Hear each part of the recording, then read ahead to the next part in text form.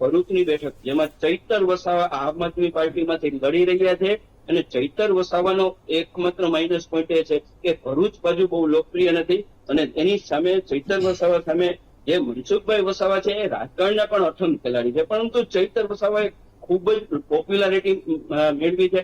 કોંગ્રેસ કરતા ચૈતર વસાવાનું નામ વધારે પોપ્યુલર મીડિયા દ્વારા બજેટ થયું છે અને ચૈતર વૈશાખની વાત આવી હતી અને લોકોના મોઢે જો નામ તરીકે હોય કોંગ્રેસના લોકપ્રિય નેતાના જેને ગુજરાત વ્યાપી નામ કહી શકાય એવું નામ ચૈતર વસાવા છે.